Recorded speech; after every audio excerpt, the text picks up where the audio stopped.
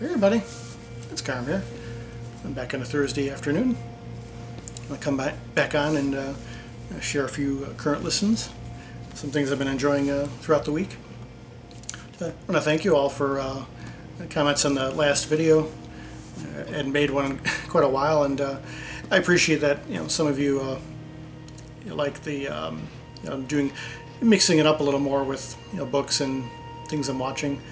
I figure I'll do that from time to time, just to kind of change things up here and there, since I do like to read a lot. And in future videos, I'll just show what I'm currently reading rather than just things I've picked up.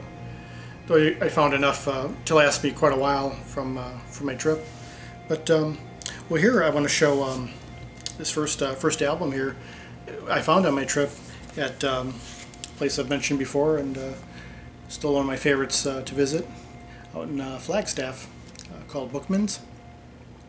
Which, as I was saying, was kind of like half-price books, only seems even larger and more varied. Even has musical instruments all along the walls, and just a little something for everybody there, I'd say. But this is a really nice find, and totally new to me. Fourth Story, Soundprints.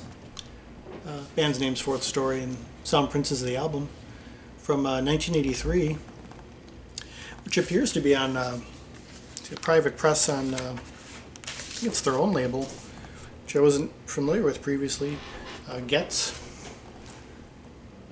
Which, I don't know if that has to do with Stan, if he either inspired that or had a hand in it somehow. I'm not quite sure. But a very nice, really a quite straight-ahead album. A nice mixture of being straight-ahead and traditional, though also quite modern. I'd say really timeless. You wouldn't really, for the most part, you wouldn't know when at least I wouldn't have been able to identify when it was recorded. And original compositions by the members of the group.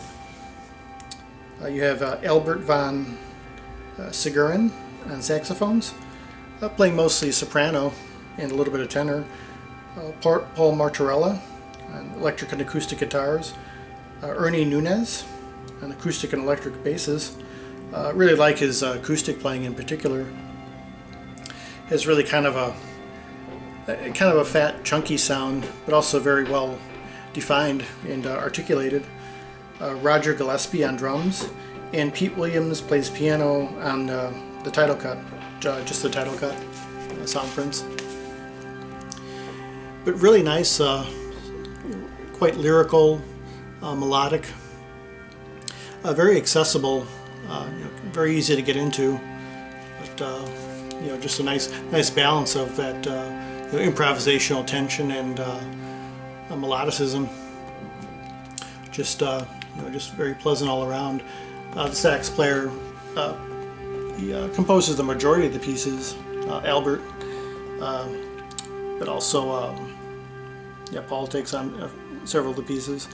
But Albert has a real nice singing quality to his horns on both soprano and tenor.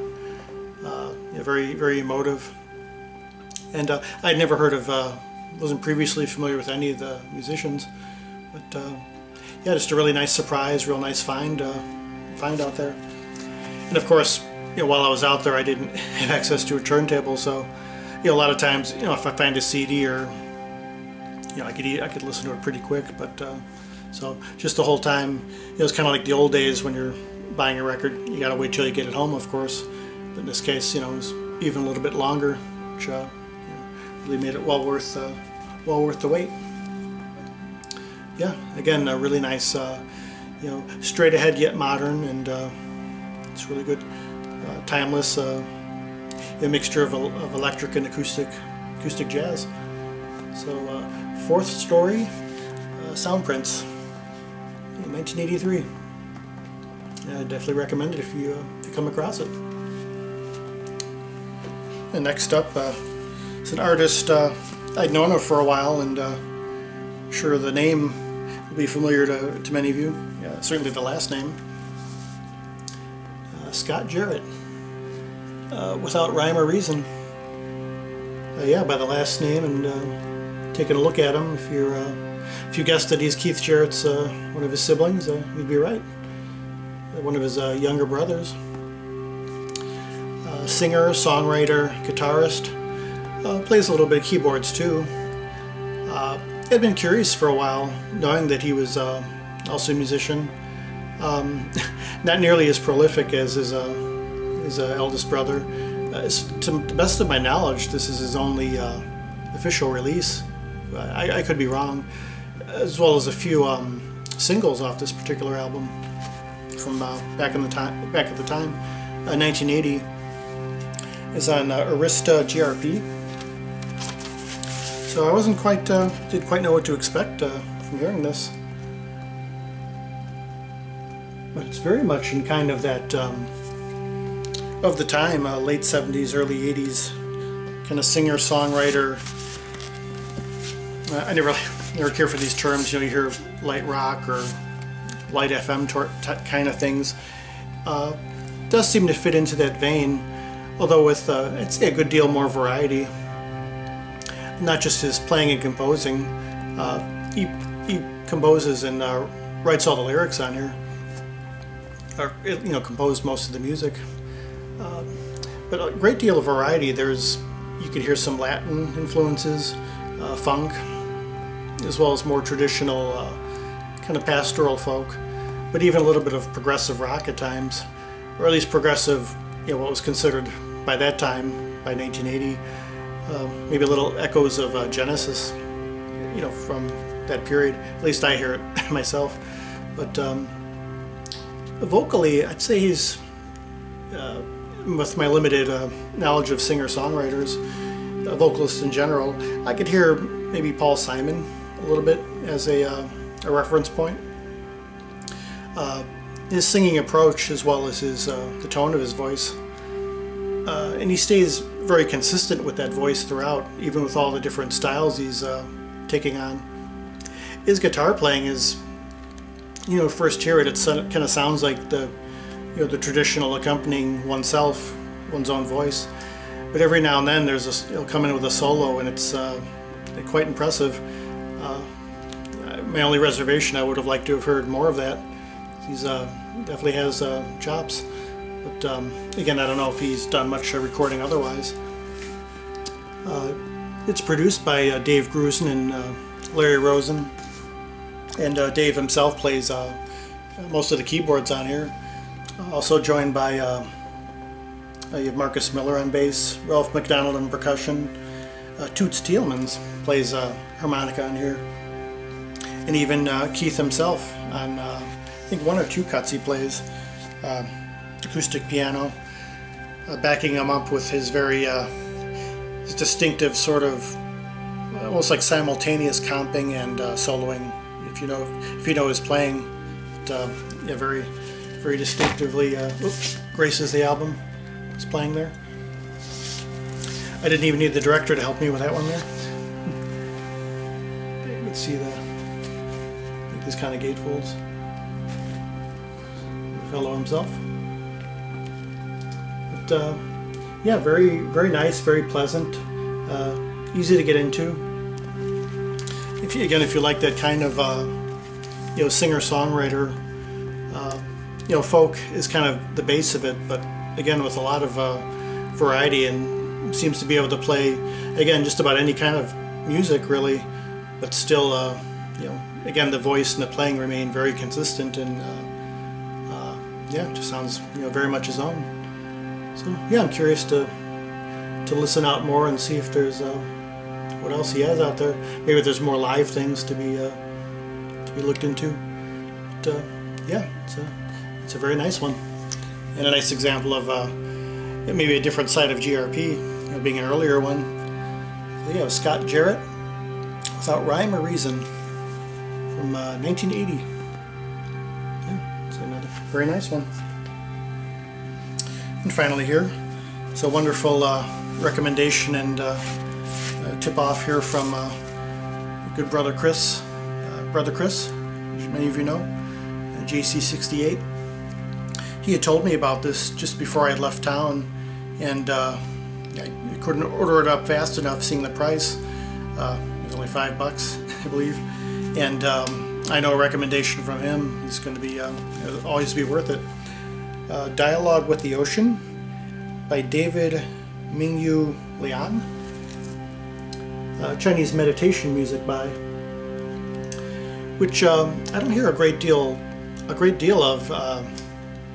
This is a real nice mixture, very wonderfully blended mixture of electronic and acoustic. But usually it's Japanese artists in particular I hear that sort of thing from. The electronic kind of early, I guess you could say sort of proto-ambient or early ambient. But his approach on here is very distinctive. And the first piece, White Cloud, very much has that Chinese classical feel to it. Playing, I forgot the name of the instrument. It's kind of a bowed instrument that he's starting with, but very much in that tradition. But after that, it goes very much into a much more of an otherworldly realm, more into electronics, synthesizers, but also adding various flutes, which almost sound like Native American flutes, as well as some kalimba. So definitely going beyond, Chinese classical music. And again, something more otherworldly. At times, it almost sounds like a kind of like a lost Valley of the Sun tape, like something David Storrs would have done right around that same time. This is from 1987. It's on a label called Dao, which I wasn't previously familiar with. But yeah, very beautiful, very mysterious. Again, a wonderful blend of acoustic and electronic. For the most part, I think because of the variety of instruments and dynamics, I don't know if I'd say this on a whole is meditative, but the second piece on the first side, Moondance, it's almost 17.5 minutes. It's probably the closest thing, and I don't know if there was a piece I could extend to an hour long, just looping it. This would be the piece I'd want to hear in that way.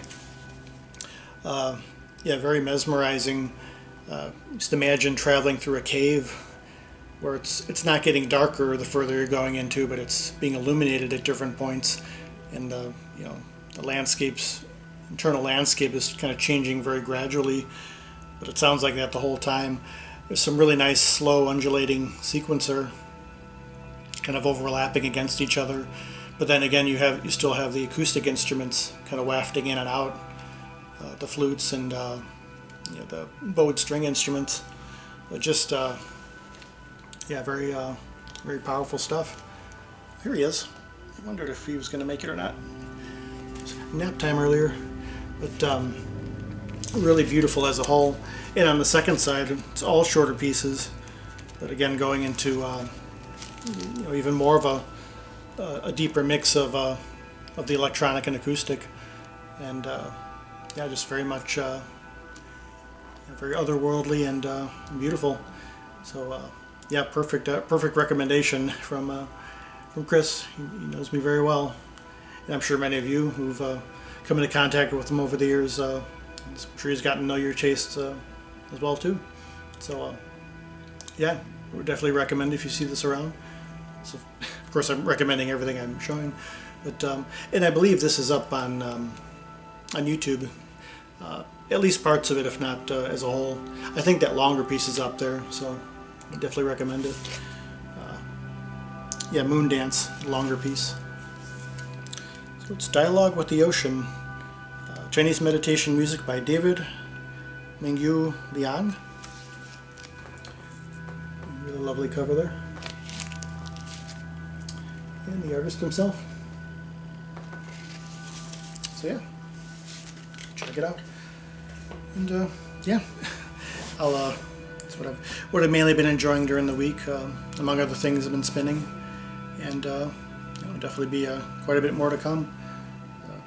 Getting a larger and larger stack of things I've been pulling out to revisit.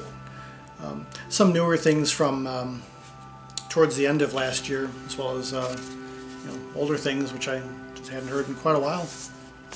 It's the background music here. Eric Volo. Infinite Moments. Mostly solo electric guitar processed. Yeah, electric guitars with EBow and harmonizers. From recorded in Norway, 2018. Artist I've been into for quite some time now. Lovely nocturnal stuff. And yeah, do it for this time around. It's kind of, I know it's weighing heavily on a lot of people's minds well, right now. You know, kind of like the cliche of the elephant in the room, and I don't know what else. You know, what's going around in a literal and figurative sense. Not sure what I could add to all that. It's just to say, you know, let's just look out for each other and ourselves. Remain calm as much as possible, but also as aware as possible. You know, keep it all together, doing it together as much as we can. I don't know what more I could say. I wanted to say something, but yeah. So just wishing everyone the best. Hope you're all well, and thank you for watching. From the director who's lounging here and myself, until the next one. Peace, love, and joy.